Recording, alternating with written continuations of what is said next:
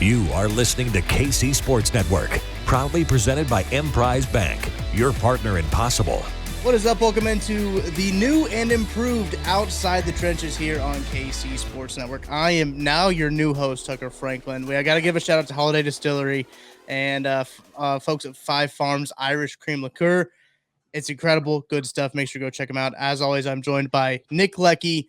You know him as a Super Bowl champion with the New Orleans Saints. Remington Award. You won the Remington Award, or you were a finalist? I was a finalist. Thanks for rubbing it in, though. Yeah, not a big deal. Still, but I'm super. You guys know Nick already, but I'm super excited to introduce you guys to Big B, Brien Hanley, like Ramirez. Big B, how you doing, man? I am good. I am excited to be here, man. Couldn't be happier. I'm super stoked to get this going because if you guys are familiar in the K-State space, I'm sure you've heard Brien. You know of Brien. You know him.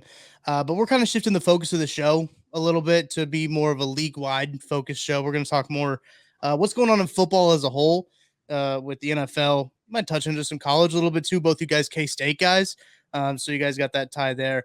Very excited. And Big B, you're down in Dallas, right? That's where you're at? Absolutely, yes. We moved down here.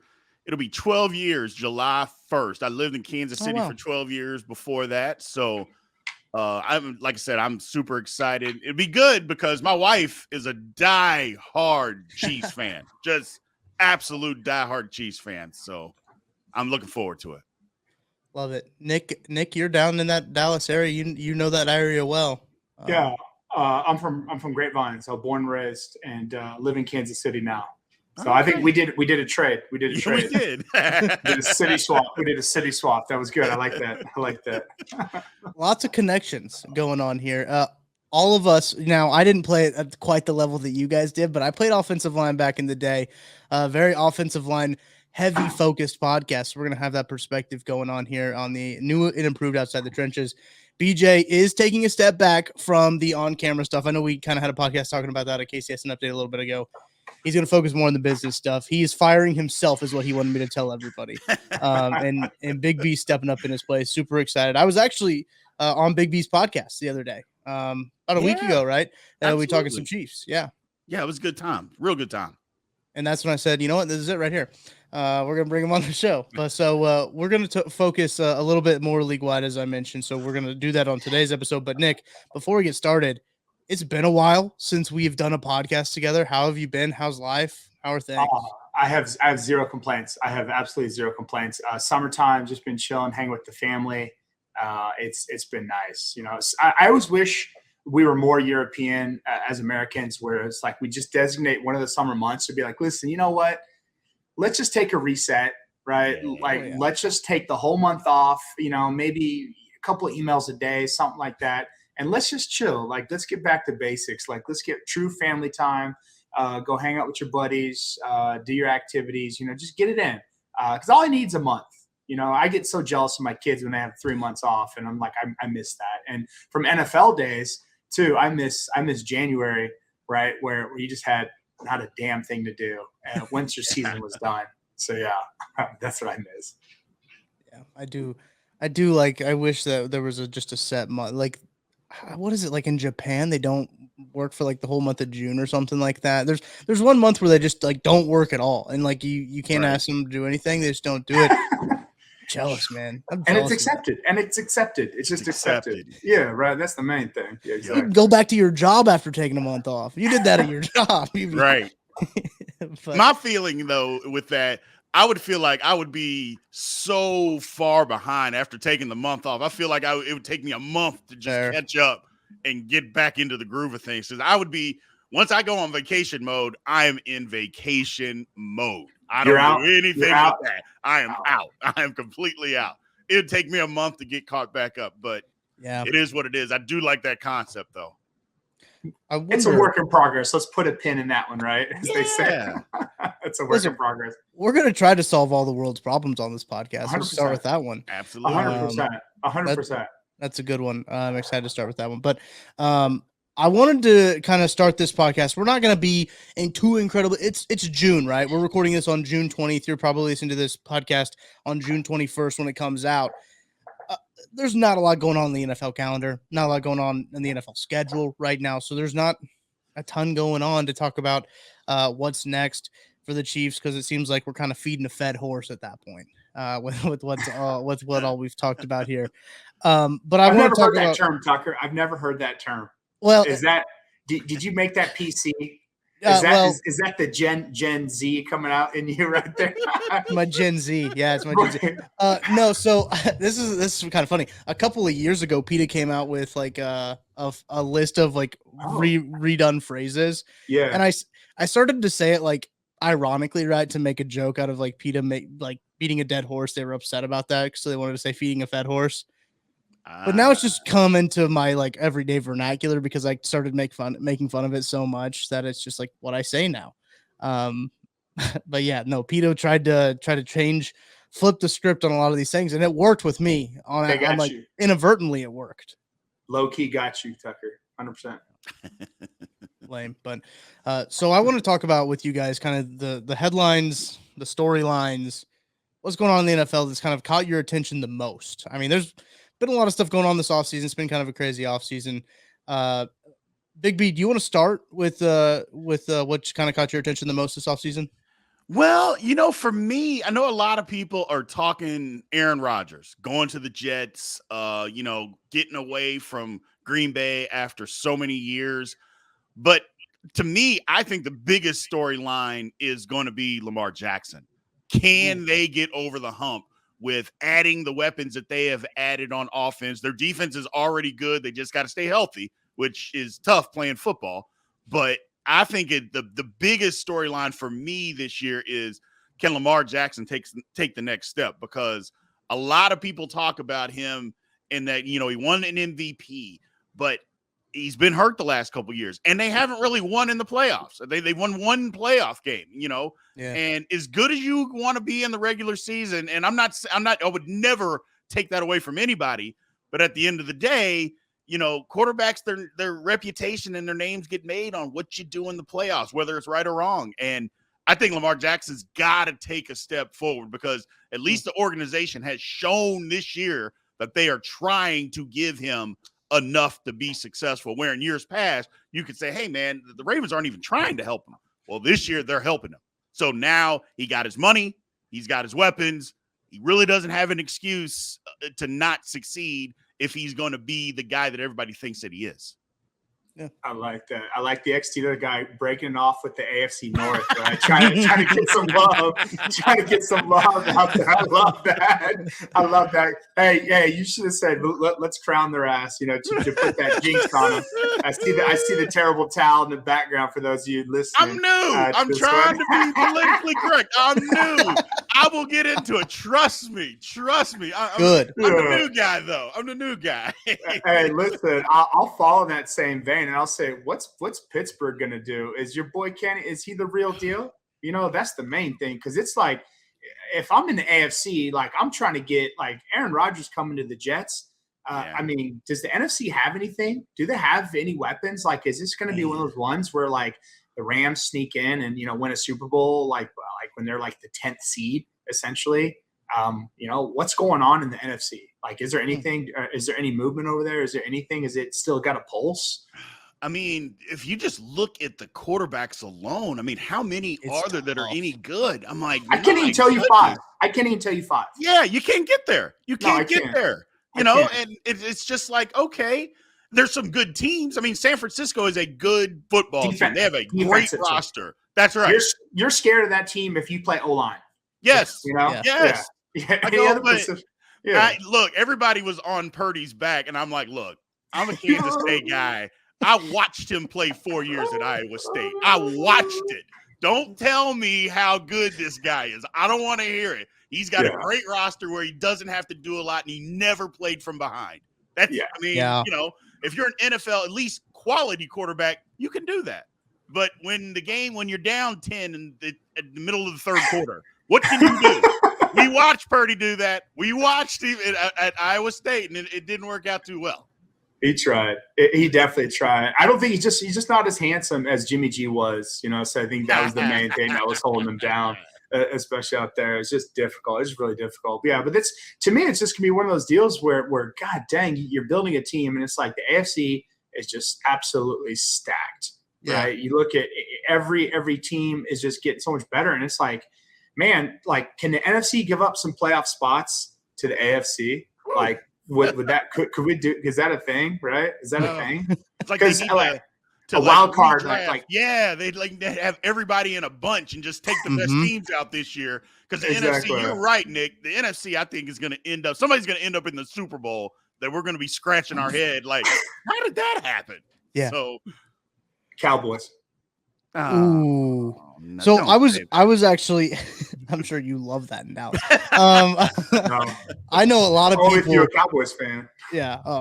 Also, super producer Nick chimes in and he said, Purdy stinks. He does. Yeah. I'm not sold on that Brock Purdy hype. I think that's incredibly weird that they're just like, he's the starting quarterback now. They barely gave Trey Lance a chance before. I know he got hurt, but like he looked good. But what I was doing, Nick, as you were talking, I started writing down like quarterbacks from in the NFC. I was like, what? Off the top of your head? What would be like the top 5? Does Derek Carr now sneak into the top 5 of quarterbacks in the NFC after going from the Raiders to the Saints? He probably does. He does. That's nuts. Yeah, That's nuts, man. do it based off of who you'd want on your team, right? If you could draft Jalen Hurts is the only one. That's it, really, truly.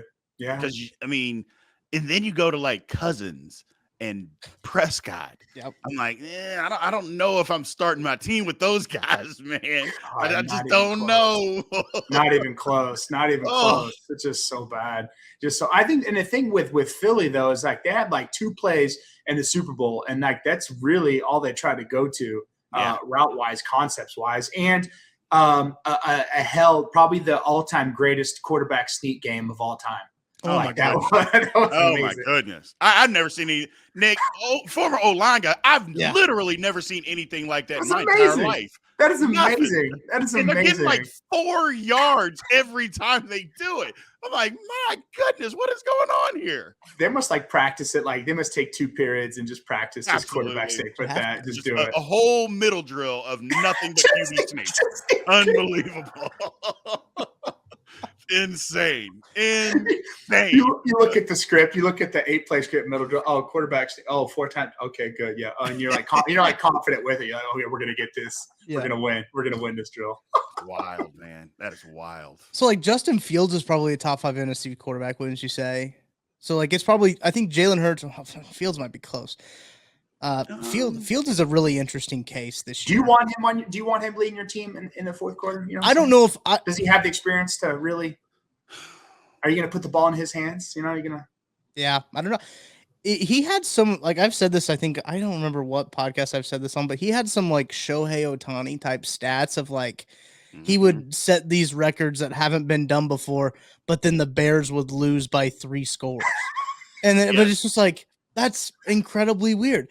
And people were going crazy about like I was seeing highlights, when we were waiting on Chiefs games because they were always playing in primetime. So we got to wait for a little bit. And I'd see all these highlights come down of like Justin Fields plays of him running 98 yards. I'm like, wow, what's the score of that game? And they'd be down by 2 scores. And that's just the most confusing thing ever. Like he was tearing it up at the end of the year, but they won 3 games all year. And like, that doesn't really, that's not a good look. Yeah.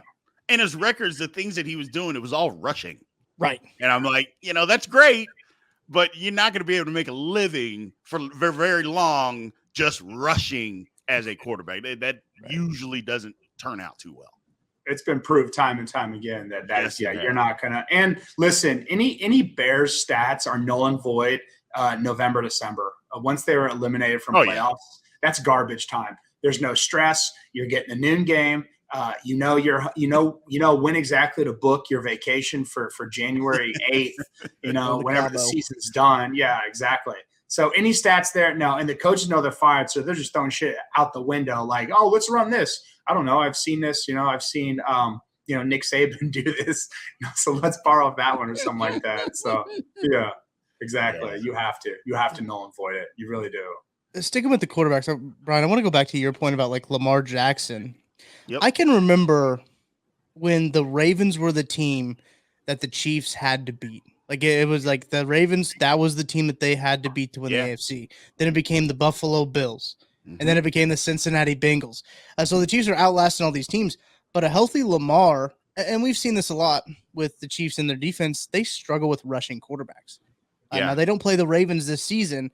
That could be a team that can play in the playoffs that I think could be kind of a tough mismatch for them. I think they're going to get a good, I think you and I talked about this about with Justin Fields.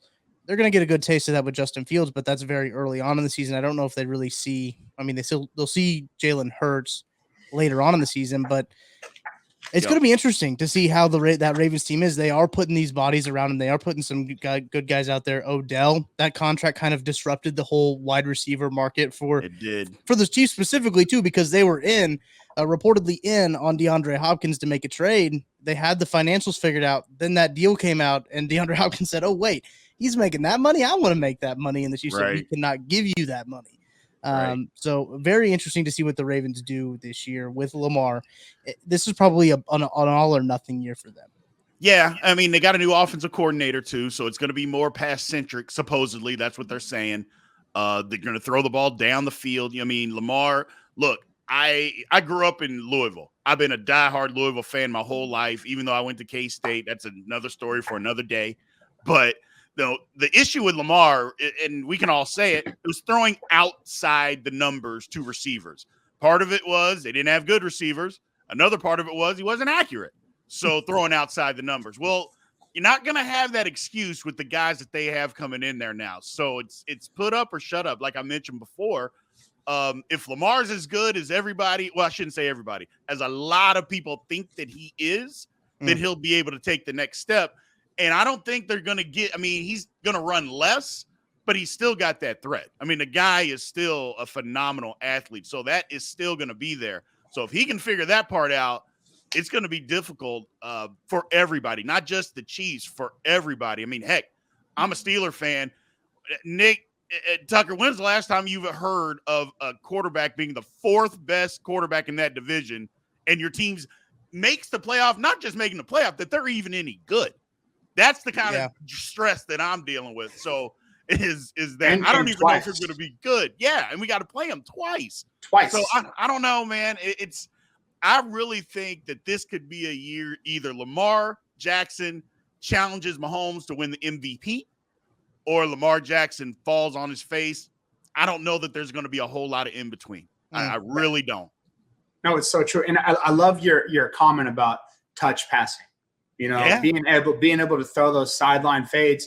And if you look at the opposite of that, the inverse of that, the guy who does it probably the best is Joe Burrow.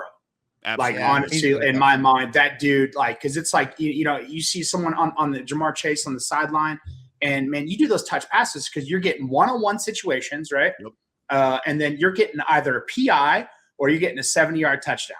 Correct. Like, it's a no-brainer if you can do it right. If you can get it within area, get that touch there, and it's such a great weapon to have. And if you don't have that in your tool book and your arsenal, you're not going to go deep. Yeah, especially with the rules of today, where you literally can't put a hand on a receiver at all. I mean, it used to be at least they'd let you fight a little bit, and don't let you do that anymore. So you got to have that in the playbook. It's not good for TV or pensions, Brian, man. Come on, man. You want offensive game, man. Look, the MLB's doing it right now where they're making everything so offense focused. The NFL's been doing it for years. That's what pays the bills is the offense. Absolutely. And you know what? We got to pay some bills here real quick too. So we're going to take a quick break. We'll be right back after this. I've got one more topic before we go to our blind nose segment. I got one more topic I want to talk about. So we'll be right back. Thanks for listening to KC Sports Network. Make sure you download our new app. Find it on the App Store or Google Play. Just search KC Sports Network. Entertain, educate, inform. KC Sports Network. Into Outside the Trenches here on KC Sports Network. Presented by Five Farms Irish Cream Liqueur and Holiday Distillery. Fine folks up there. But there is one storyline that I kind of wanted to talk about. What I think has just been a very interesting developing storyline throughout this offseason is the value of running backs. Now, we've seen running back value decrease throughout the years, really. The Chiefs drafted Clyde Edwards-Helaire in the last pick of the first round in 2020. 2020. They picked him, and that was kind of already people were like, that value, I don't know if that's there. He's not like a first-round running back type. We've kind of seen people sour on Clyde Edwards-Helaire a little bit. But now you're seeing guys going to free agency, get cut, Dalvin Cook being one of them. They're on the market right now, and they're not getting paid. Like a lot of these guys, Ezekiel Elliott, a guy still on the market, Dalvin Cook on the market. Saquon Barkley was franchise tagged and not given a contract. It's been a tough look for running backs. I believe I looked it up earlier. 1.7 million is the AAV, the annual average salary for a running back now. Teams are not paying running backs to focus, obviously, on the passing game, on the offensive line for pass protection, and obviously on the wide receivers as well. I'm curious to your guys' thoughts on just kind of the deterioration of the value. Listen, there's some really good wide receivers still available, or running backs, I should say, that could be used as wide receivers, still available right now on the market, but teams just haven't gone after them. I'm curious what your guys' thoughts are on that. I'll stab at first. To me, the thing that is so surprising is that it's the lifespan is getting so much shorter and shorter. It's not that they don't want, okay, we don't want to pay these guys. Okay, you don't want to give them a whole bunch of money, whatever. I get that part. But you're cutting guys and getting rid of them at 26, 27 years old, saying that they're finished. And I'm like, well, wait a minute. At first, I thought the standard was, okay, 30 years old. That's what it was. It was they were 30 and they were done. And that was proven because, I mean, you could look at guys. I mean, everybody's not Adrian Peterson out there, playing running back. So I get that part. But now it's, you know what? We can't use a Dalvin Cook. We can't use a 27-year-old that has consistently been an elite back in this league. You can't use them. Or, the Giants are basically saying, we'll get rid of Saquon. If he doesn't want to play for the franchise, we don't want him. We won't take him. And I'm like, he's 26 years old. I mean, it's just, it's amazing how short the lifespan that they are using nowadays at running back. I don't know. I literally have no answers. None. I think to me, it's like when you look at a guy like Terrell Davis, right? Wasn't he like undrafted with Denver and became a superstar and then played a couple years and was out? So I think the late 90s, like the trend has been like these running backs, like it's almost like the inverse is you never want to play a running back in a contract year, just like you never want to play a D lineman in a contract year, right? Because they're going to be hungry, then they're going to get their bread, and then they're going to shut it down, And it's just one of those things where it's a tough position. And I think we mentioned it earlier, the league is going pass heavy, where you're looking, usually you used to get 30 carries a game, maybe out of 60, 70 plays. Now it's like 15 to 20 carries a game.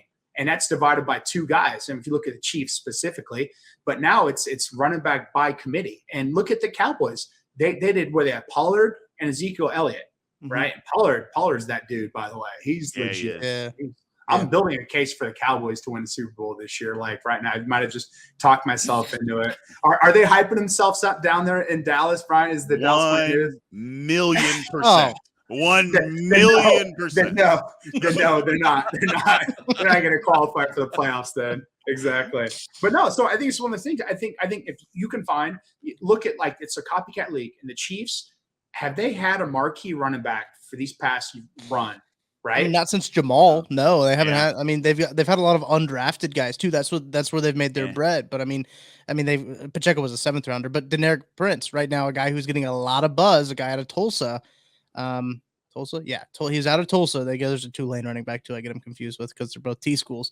But out of Tulsa, undrafted free agent, a very Pacheco-like running back, runs very hard, but a guy they got undrafted, and that seems to be the trend of what these teams are trying to do. Is because they've looked at this and said, hey, it doesn't matter how good your running back is. If your offensive line's really good, you can give anybody the ball back there, right? So they've kind of looked at it and said, this is an area we can kind of save some money, which is it's wildly interesting to me. It makes sense though.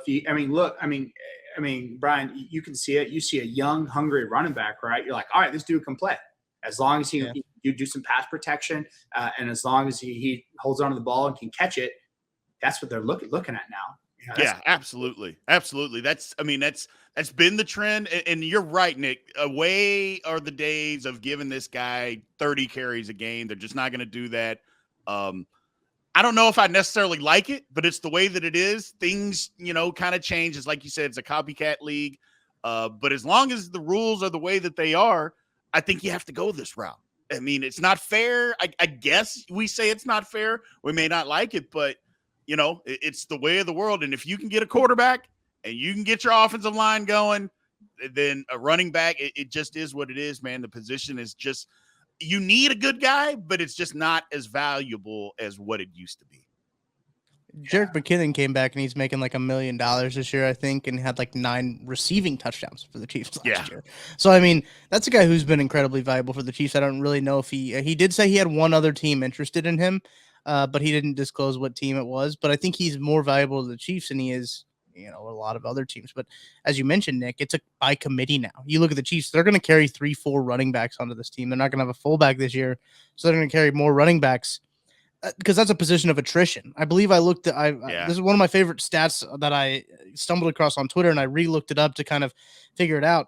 Running backs, I believe in like 2020 missed an average of 2 games a season, starting running backs, and now it's up to 3 games a season. So starting running backs are missing time. So you're going to need more running backs that you feel comfortable with to go in and when these running backs get hurt, because that's just a thing. And what they've been doing, splitting these snaps kind of to disperse this attrition because of several guys. And that's what the Chiefs have done. And they've been successful with it. I mean, they won the Super Bowl with Damian Williams as their running back, who, always will be a Chiefs legend, but hadn't really done anything after he left Kansas City. He went to Chicago for a little bit and didn't really kind of fizzled out, but always be a Chiefs legend for scoring that last touchdown. But I mean, that's kind of been their philosophy ever since Jamal left. Is like, all right, let's just kind of get by with what we can get. And just, especially with the Patrick Mahomes contract, I think it makes all the sense in the world to kind of nickel and dime kind of at that position.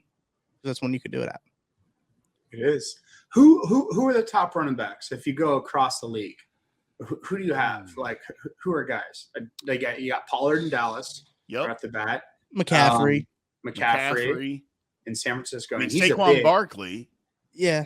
But are those guys catching the ball, or are they running the ball too? Right? Are there highlights catching the ball, or are there highlights? Barkley, he catches it too. He does. Right? I mean, he was their offense last year. It was what they're doing. They were like a peewee. They were a peewee offense. Oh right? yeah. 100%. Give it to 26. Always lined up in the slot. Okay, they're going to throw it to him in the slot. Yep. Exactly. Right. Exactly. Yeah. Line 26. Yeah, but I can't name any. I mean, Derrick Henry. I mean, he's the guy. He's an anomaly.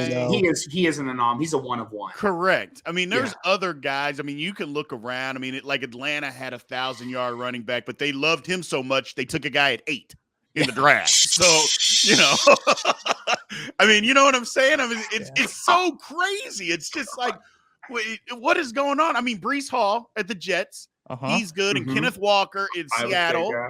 Those guys are good, but they're okay. They're okay. Yeah. Breece was solid.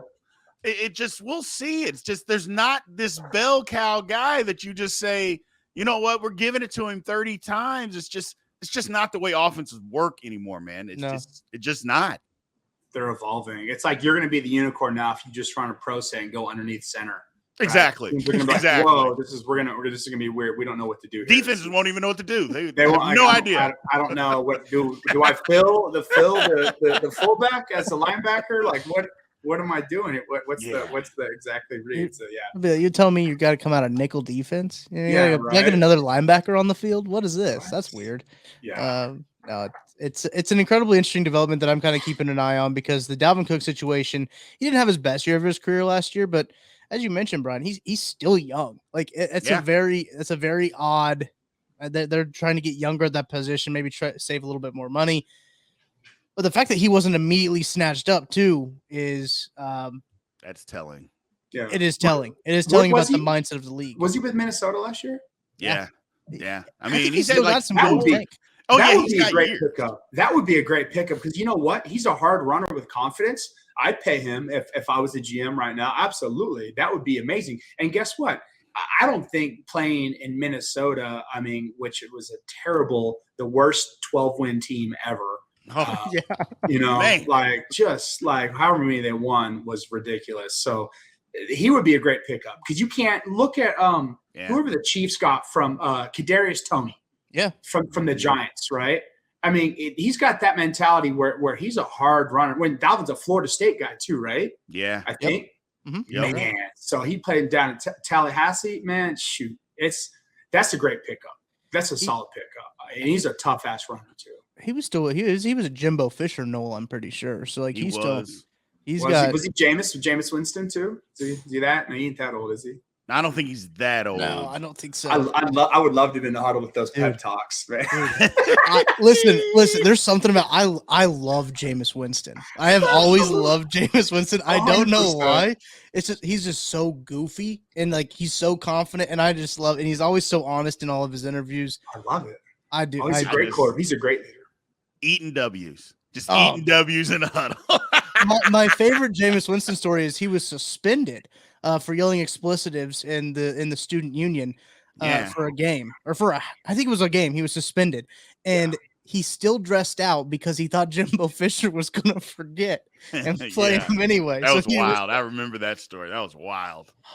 Listen, I can't get over Jameis Winston. The meme when it says when he was thrown with the shirt off. And it says, when your uncle drunk at the barbecue and think you can play quarterback. That was hilarious. I will never unsee that. I was like, oh my God. I could see it. I could see it. Like, no, you don't play football. Like, no, I can't, Peak male performance right there, Jameis Winston. Jiminy Christmas. Poor Jameis. I mean, I just called Jameis 30 for 30. Because, man, those 30 touchdowns and 30 picks. I call him for 30. That's literally my nickname. 30 for 30. Like unbelievable. This guy. That hurts, man. That hurts. But just he's kind of like one of my favorite baseball players. I think was like Prince Fielder, who just had like an average looking body, right? But just was a phenomenal player. But I think Prince is different because he was actually built like a rock. So just short. Yeah, squat like just push down like that. Yeah, squish down kind of like a little tuna can. Yeah, exactly. All right. We're going to get to your guys' favorite segment, the Blind Nil segment, but first we're going to take a break. We'll be right back right after this. Thanks for listening to KC Sports Network. Make sure you download our new app. Find it on the App Store or Google Play. Just search KC Sports Network. Entertain, educate, inform. KC Sports Network.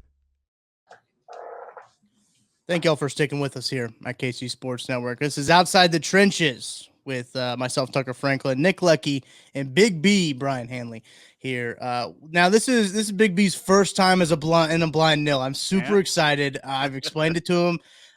He's got the lowdown. We were never going to get rid of this segment. This segment is Nick's baby. We had to keep it here. You're silly. It's not my baby. Yes, it is. Your name. It's your name, at least. It's your name. The blind nil is. So if you don't know what a blind nil is, if you're first time listening to the show, we appreciate it. Thank you for listening. Make sure to hit that like and subscribe button. So follow wherever you listen to podcasts. Professional plug right there. Nick will, for example, Nick is going to tell Big B and I a topic or ask us a question. And we don't know what Nick's going to say. I have no idea what this is going to be about. This could get off the rails very quickly. This podcast could quickly turn into a 2.5 hour podcast. But we don't know what's going to happen. That's the beauty of blind nil. So Nick, why don't you start us off? Show Big B how it's done. What do you got for us? All right, guys. Like I said, it being summer, chilling, having a good time. It's easy to go, favorite vacation stuff and everything like that. In the true spirit of blind nil, an absolute RBI baseball curveball, this is unhittable monster. What's your weirdest summer memory? Like just weird, like what the hell did that? What was that? Like why? What? Like just a weird. And it could be small, like it could be small, or it could be like really big, but just something that just bizarro, kind of like interesting that happened as a kid, as an adult, yesterday. It could truly be anything, but just something in your mind that it's like just I don't know what is this, but here we are. So I got one, and it's it's not that it was last year. It is, of course, being in Texas, today it was 100. So it's 100 degrees out here once it starts getting to June. So we have a pool. And last year we were gone. I had went home and came back. Me and my wife went back to where I'm from in Louisville, came back after a weekend trip. got home early afternoon to somebody just in our swimming pool, 3 people in there just hanging out at this pool like it was their house. Did they have a And cooler? I'm like, what? Hold on. Wait a minute. I go, first of all, this is Texas. What are you doing? I'm like, what is going on here? I was flabbergasted that somebody, and they were like, hey, man, we're sorry. We were just really hot, and we saw you at a pool. So I'm like, first of all, how'd you see it? We have a fence. How did you see that I have a pool? Wait a minute. What's going on here? It was just the most bizarre. They didn't say a whole lot. They got out, ran out the side. They didn't even run out. They just walked out the side. I was like, really, this is what life is going to be like. I was like, unbelievable. Had no idea who these people were. Haven't seen them since. I upgraded the security around the house. Yeah, 100%. Right, exactly. What's going on here? Yeah, I was just couldn't believe it. Could not believe it. Wow. Did they have a cooler? Oh yeah. So they're like gathering drinks. Absolutely. There was like 4 of them just sitting on the pool. Like it was like their house.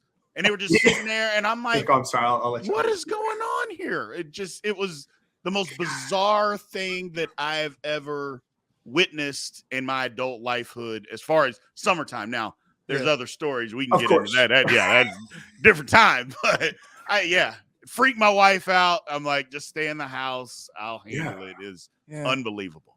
Did you think you pulled up to the wrong house? You're like, wait, am I actually at my house? Here's the thing. It's like, if they just kind of just literally just nonchalant just said, hey, man, sorry. I go, we saw you had a pool. And that was the first thing that freaked me out. I'm like, I have a fence. It's an 8-foot fence that goes around. How did you see that I had a pool? Because they're creeping. Yeah. And I'm like, I bet you, and I'm assuming it was probably a friend of a friend down the street or something that they came over. Who would say that? What did they say? Like, no, the Hanleys are smooth. They got a pool. Probably. They're out of town. Just go over there. Just go hang out. That's cool. I know them. They're good people. They wouldn't mind. I would feel so like awkward if I got busted like in someone's pool. Even if I was just swimming, I'd be like, this is weird. Like, and maybe they did feel that way, Nick. I don't know. But they walked out like, hey, man, sorry. And that's kind of how it was. Just, sorry. I'm like, yeah. This is insane. That's bizarro. That is straight bizarro. Yeah, that's especially in the great state of Texas. You don't know whose house that is, you know. And that's what I'm saying. You live in Texas. I mean, that's pretty ballsy to do something like that. But oh well. Yeah, I would rather not get shot at by doing that in Texas. And there's literally laws allowing you to do that with people on your property. So you're 100% within your legal right to shoot someone if they're on your property. Wow. Ballsy. I'm not gonna be able to one up that story. I could tell Brien lives in a rich neighborhood though with things like that. Though whether you sell it goes through the neighbors. Unbelievable. Hanging out. I'm like, that's amazing. Oh my gosh, this is insane. Well, you know it's funny. That's I mean, but the thing about it is, I mean, they left and I thought, do I drain the pool? I'm like, you know what? Nope. It's 100 out. I'm getting in. I'm getting in. You thought about it for a second. Then you thought it's 100. That's a lot of work. Yeah. That's a lot of work. Not doing it. We've all swam in public pools. Chlorine kills everything. Chlorine kills everything. It's all good. It's perfect. No, Nick, the first one that came to my mind when I was in high school, this actually might have been college. I was umpiring in the summers, just little side gig. I enjoy doing it still. Like to do it every now and again. But I was umpiring and I had my phone in my pocket. Now these are kids that are like, I didn't wear shin guards either, because I was like, all right, these kids aren't really making it across the plate. It'll be a quick $50 for an hour, right? I took a foul tip right to the pocket and it hit my phone square on. Foul tip right to the phone. And I was like, wow, why did that not hurt? Like, how come that foul ball did not, it hit me like right in the thigh too. I was like, I thought that was going to hurt. Then I pulled my phone out of my pocket and it was bent. Oh, had a dent in it. And it was, you remember when that story was going on with the iPhone 6 Pluses where they would like bend if they got too hot? No. Yeah. Oh, dude. No, yeah. No, they would remember bend. That. Yeah, they would bend. Like if they got too hot, you would put it on your table and it'd wobble back and forth. Really? Mine just cries like a little baby and it says it's too hot and it can't work. I leave the direct sun. Yeah. But I know the screen wasn't like shattered. It hit the back of the phone, but like my phone was dented. But I just remember that being just like one of those things. Like, what are the odds of like this is probably 11-year-old kid hitting a foul ball and it hitting me straight in the phone. And then I remember every time I pulled my phone out of my pocket from then on out, I was reminded by that one time that I took a foul ball straight to the phone. It's weird. Did it fold like where you had like it would fold it out away from your thing? You just had to keep on speakerphone, or did it fold like to the contour of your face? No, it was folded out, but it wasn't like that dramatic of like that's not concave. That'd be I don't. Yeah, the right verbiage. Concave or convex. Yeah, I think it was convex, and it's been new word today on Outside the Trenches. There you go. See, like that's not as good as somebody else getting in your pool. That's such a good. I'm gonna tell people that story for you, Big B. I mean, that's a good story. How long were you guys gone? How long were you guys gone for? A weekend. Yeah, we weren't gone like a week or anything.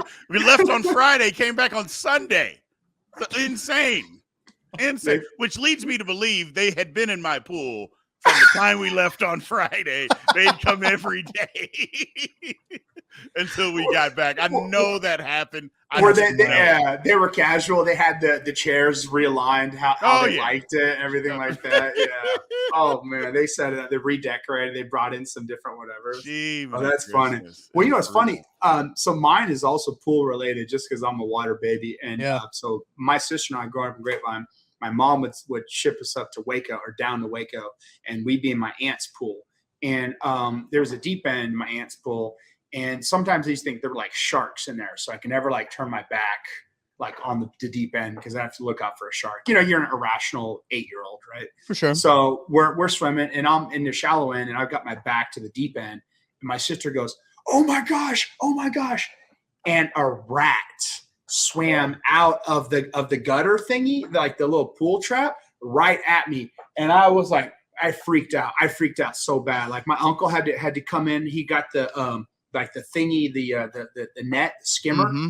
And so we're like freaking out, whatever. And like he grabbed it and he just grabbed it, had the cigarette in his mouth, and the Marlboro in his mouth. And he just grabbed it just like this and scooped it up and did one of these numbers. Boom! It just thumped it on the ground. And I was like, I don't know what I was more horrified of, the fact that I just watched some, mouse just get cartel style, crushed, or the fact that I almost died and got rabies from this rat. And like, it shook me. Like, I still think about when I look at pools this day, I look at the filter, like, is there a rat in there? Like, that's just going to come out later on. Yeah. So that's my weirdest summer memory is a rat coming out of the pool. Like, it's swimming right at me. Yeah. See, I'm a big dude, but I am just deathly afraid of rats, man. You can't beat rabies. Like, if even if they scratch you or whatever, like, they're going to put me down. It's just, you can't. Put that on the t-shirt. You cannot do it. It's just yeah. And there's one, there's 1,000, right? That's right. Not just one. That's right. One.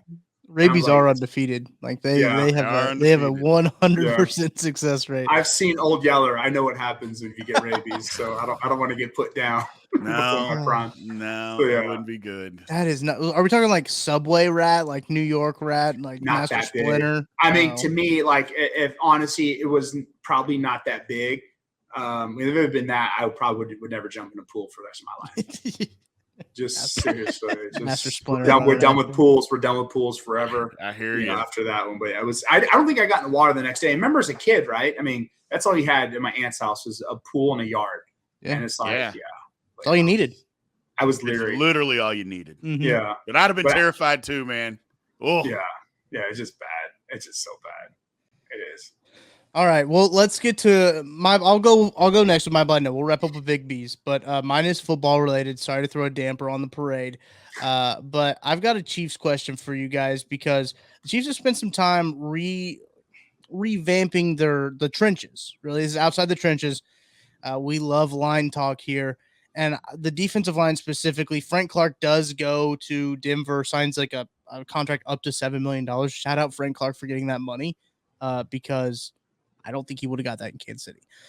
So getting up to $7 million at this point in his career, that's perfect. And Carlos Dunlap has expressed interest in coming back to Kansas City. Now that deal probably won't be done until before training camp, right? I think the last time he signed with the Chiefs, it was in the middle of training camp. He's not in any interest in going to move. Yeah. He's not doing anything extra that he has to do. But so I want you guys to kind of rank the Chiefs defensive end options from like best to worst. Obviously drafting Felix Anudike-Uzomah, a guy that you guys are familiar with. Very enjoyed him a lot watching him. George Karlaftis, Charles Omenihu, Mike Dana, let's include Carlos Dunlap into it, where he kind of ranks in with that. Other guys I'm looking at here kind of on the roster. Tershawn Wharton, they have him listed as a DM. He's more an interior guy. We'll leave him off. BJ Thompson was a guy that they drafted this year from Stephen F. Austin, who has, I think, a solid shot of making the roster. But and guys, too, that they've messed around, flirted around with Joshua Kando, Malik Herring. They've got a very interesting bunch of guys that they can use at the defensive end position. They're very young there now. And I'm curious your guys' thoughts on kind of the hierarchy, I guess you could say. This is a hierarchy of the Chiefs defensive end options.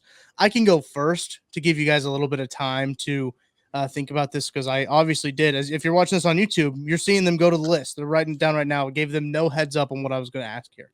That's how you know we make it real here. So I think that Charles Omenihu is going to be the best option that they have, especially on an end. But he is one of those guys too. Yeah, like Tershawn Horton, where he can play on the inside and outside. And I think that versatility on the outside is still going to be very good. Karlaftis, I think I got to put at number 2, just because I want to see, we did get to see him take that jump towards the end of the year. BJ was beating that drum for him to lead to get the Chiefs all-time rookie sacks record held by Derek Thomas. He did not get it. He got close when you include the playoffs, but didn't quite get it. I think Karlaftis will take another big jump this year. I do think Mike Dana had a really good year. I'm going to put Dana at 3, then I'll put FAU, Felix Anudike-Uzomah, at 4. If Dunlap comes back, Dunlap probably slots in at that 3 spot, and then I probably just move Dana and FAU down. So it's going to go Omenihu, Karlaftis, Dunlap, Dana, FAU. And Big B, I think we had this conversation too about Felix. What's so good about Felix right now in this defensive line room, this edge room, he isn't forced to come in and have a 10.5 sack season. And what's really good for him is he's not forced to do that. I think that he is a good player. And, you guys know that he was double teamed literally all the time at Kansas State. Still won Defensive Player of the Year, Big 12 Defensive Player of the Year. So really good football player. Excited to see what he can do. He put on a lot of weight over the time of his career. Just because I'm ranking him, 5 out of these guys doesn't mean that I'm incredibly low on him. I think he's going to make the team and have an impact, but I think those guys just ahead of him is kind of what that hierarchy looks like with the team. Yeah, I mean, I kind of like the same order. Just taking a look at it here, Omenihu, Karlaftis, or Loftus. I like both of those guys, 1 and 2, but I do like King Felix 3rd. Okay. The reason that I like him 3rd is because of what you mentioned. And I think he's going to be a pass rush specialist this year because, he's not the best guy against the run right now. Now he's got a great motor and he can learn to be that. But I think he's going to be a pass rush specialist and get into some of those pass rush situations and be able to cause havoc. I like him being 3rd now. He's young and he's going to have one job. Get in and rush the passer, in pass rushing situations. And again, it's the NFL. Don't get me wrong. The jump from college, high major college to the NFL is insane.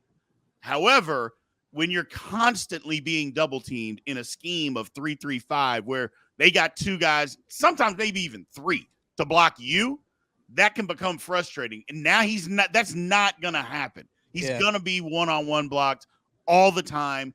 And if he can beat him, which I believe he'll be able to do that from time to time. So I like him 3rd, Dana 4th. Dunlap, look, I mean, he's a veteran. He's going to be good. I mean, I wouldn't be surprised if he doesn't come in 2 weeks before the season starts, and get signed. Like a real vet. That's right. He's going to come in. He's going to get in shape, or maybe he signs, but, he's inactive or not doing anything except just getting in shape. But we'll see. But that's kind of the order that I like him in. Yeah. I like that. I like Amenahue. Obviously, it was his, 5th, 6th year out of Texas. So played with San Francisco past 2 years. I think he did great, fantastic size. And honestly, I had him ranked lower, but after listening to you guys talk and just thinking about how King Felix did versus, I don't know if he played versus Bama. I think he did. And just the whole season. Like, it wasn't like all of a sudden he's good his senior year. He was good his junior year. Right. So he had the spotlight on him, and he still shined. Yep. Right. He still shined because, any guy can be like out of nowhere one year, all of a sudden you have this breakout year and there's no consistency with it. But he had that consistency with it. So he's not going to get stymied when it comes to those double teams. So I like King Felix at number 2. And then my number 3, I like – I know Karlaftis had a great year. He's going to learn some stuff. But if they sign Dunlap, that dude is low-key underrated for batting balls down and for getting that wild sack after after beating someone, a right tackle or a left tackle.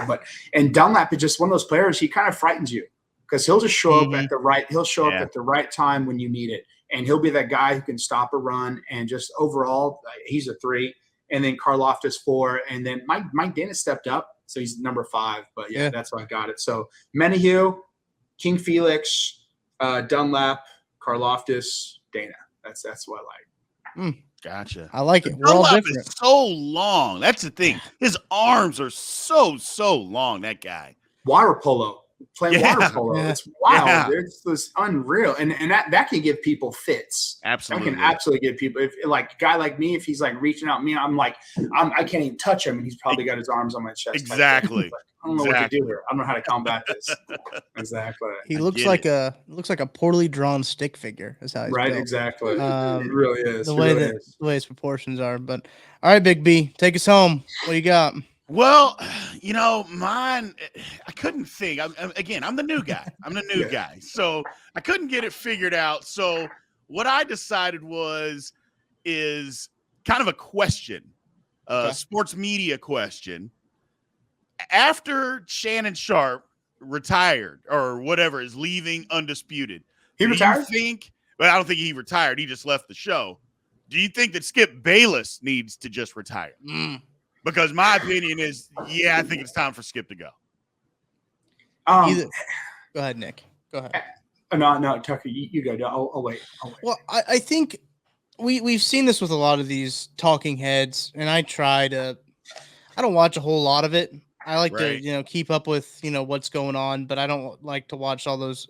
That's just what like ESPN and Fox and all these like stations have turned into, is just a bunch of first takes. And, Skip Bayless is the godfather of that. And he really helped pioneer that with Stephen A. Smith, and their first take show really took off. And, Stephen A., they've both made a career of it. But, the old saying of you die a hero, or you live long enough to see yourself become the villain. Yep. And I think we've already seen Skip Bayless become the villain. So I don't know how much longer he has. I'm sure he's probably going to do it until he can't anymore, which I don't know if that's the best idea for him. But I'm sure he has enough money where he can live for the rest of his life and be okay.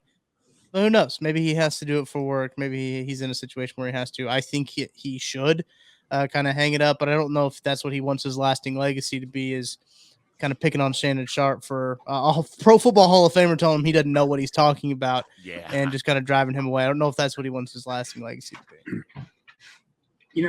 I would agree that he invented, him and Stephen A. definitely invented or created that genre of attention grabbing, sort of these hot takes where it's carried on to like the cable news networks. Right. Mm-hmm. So like the Fox, the CNN, like it's carried on to these things where like people, I don't even feel like Skip believes half the shit he says. Like, I think he just says it to get a reaction. Like he goes, let me find the counterpoint here. Let me find the contrarian view. And let me just take that stand and just dig my heels into the dirt.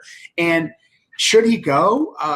Yeah, I've never appreciated it. Like, you know who I absolutely love with all my heart is Tony Kornheiser and Michael Wilbon.